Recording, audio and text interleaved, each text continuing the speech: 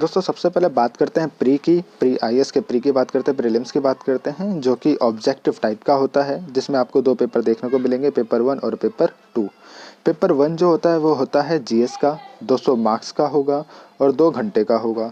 इसके बाद पेपर 2 जो होता है वो होता है सी सेट का, 200 मार्क्स का होगा, ये भी 2 घंटे का होगा। आपको याद रखना है कि जो सी सेट का पेपर 2 होता है ये क्वालिफाइंग नेचर का होता है, जिसमें आपको कम से कम 33% लाना ज़रूरी होता है। याद रखिएगा कि इसमें 33% लाने के बाद ही आपका जो जीएस का पेपर है पेपर 1 ये चेक होता है। इसके बाद ये भी आपको पता होना चाहिए कि जो प्री की कट ऑफ बनती है वह पेपर 1 से बनती है, पेपर 2 से नहीं बनती। पेपर 2 आपको सिर्फ क्वालिफाई करना होता है, 33% लाने होते हैं। क्लियर? तो आपकी कट ऑफ किससे बनेगी? पेपर 1 से बनेगी, जिसमें आपको सबसे ज़्यादा मेहनत करनी होती है।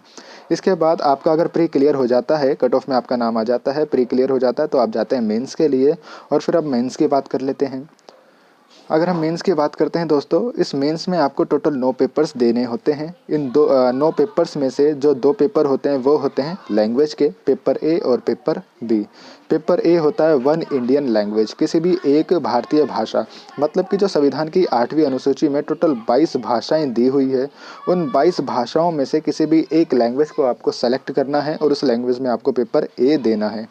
क्लियर? इसके बाद पेपर 2 की अगर बात करते हैं तो पेपर 2 होता है इंग्लिश लैंग्वेज का, जो कि 300 मार्क्स का होता है, ये भी 300 मार्क्स का होता है। दोनों ही लैंग्वेज के पेपर 300-300 मार्क्स के होते हैं दोस्तों। पेपर ए आपकी पसंद की कोई भी लैंग्वेज हो सकती है और पेपर बी होता है इंग्लिश लैंग्वेज का। और दोनों ही पेपर क्वालिफाइंग इन नेचर के होते हैं, आपको याद रखना है। क्वालिफाइंग नेचर के होते हैं, इसमें आपको सिर्फ क्वालिफाई करना है, क्वालिफाइंग होना चाहिए। ये इसके जो मार्क्स होते हैं यह आपके कट ऑफ में नहीं जुड़ते। क्लियर है? मेंस में आपने टोटल 9 पेपर्स देखे। इन 9 पेपर्स में से 2 पेपर्स तो आपको पता चले भाई लैंग्वेज के होते हैं। अब हम 7 पेपर्स की बात करते हैं। 7 पेपर्स की बात करते हैं तो दोस्तों 7 पेपर्स आपको देखने को मिलते हैं भाई, पेपर 1, पेपर 2, 3, 4, 5, 6, 7। क्लियर है?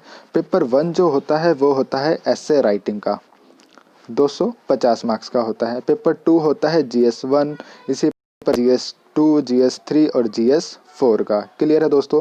पेपर 6 और 7 की अगर बात करता हूं तो ऑप्शनल पेपर 1 और ऑप्शनल पेपर 2। ये ऑप्शनल पेपर 1 और ऑप्शनल पेपर 2 वो पेपर होता है जो सब्जेक्ट आपने चूज़ किया होता है, आपका मन पसंदीदा सब्जेक्ट।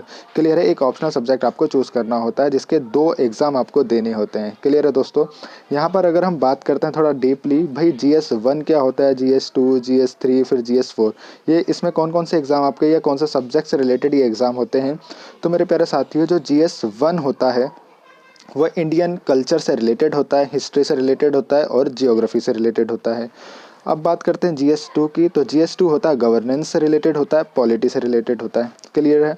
इसके बाद बात करते हैं GS3 की, तो GS3 होता है साइंस एंड टेक्नोलॉजी से रिलेटेड होता है, इन्वायरमेंट से रिलेटेड होता है। ठीक है? इसके बाद बात करते हैं GS4 की, तो GS4 दोस्तों होता है एथिक्स से रिलेटेड होता है, एप्टीट्यूड और इंटीग्रिटी इस चीज़ से रिलेटेड होता है। क्लियर है? तो ये तीनों चारों ही एग्ज़ाम आपको देने होते हैं, मतलब ये सातों ही एग्ज़ाम आपको देने होते हैं, जिनके जो मार्क्स होते हैं वह आपकी कट ऑफ में जुड़ते हैं। और ये सभी एग्ज़ाम के जो मार्क्स होते हैं वे इक्वल रखे गए हैं 250 मार्क्स के।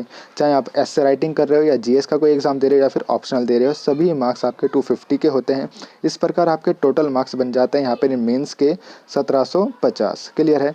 इसके बाद अगर हम आपका मेंस भी क्लियर हो जाता है तो आप जाते हो इंटरव्यू राउंड में, और इंटरव्यू जो होता है वो 275 मार्क्स का होता है, 275 मार्क्स का होता है। क्लियर है? तो 1750 तो आपने मेंस में रिटर्न करके दिया है, उसके बाद 275 मार्क्स का आपका इंटरव्यू हो जाता है।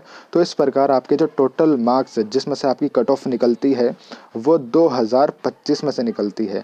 2000 टोटल मार्क्स होते हैं, 2025। इसी 2025 में से आपको कम से कम भी अगर मैं बात करता हूँ तो एवरेज लेके चलते हैं 1000 मार्क्स तो आपको लाने ही ज़रूरी होते हैं अगर आपको अपनी सीट रिजर्व करनी है। तो 2025 में से कम 1000 मार्क्स आपके होने चाहिए। ये एक एवरेज लिया गया है, ऊपर नीचे भी हो सकता है। क्लियर है? तो 2025 में से 1000 मार्क्स अगर आपके हैं तो आपकी सीट रिजर्व है, आपको टेंशन लेने की ज़रूरत नहीं होगी। क्लियर है दोस्तों? तो यहाँ पर 3 स्टेज मैंने आपको बताई है। सबसे पहले प्री आपको देना होगा। प्री की अगर कट ऑफ क्लियर हो जाती है, प्री में अगर आप पास हो जाते हो तो आप मेंस में आ जाते हो।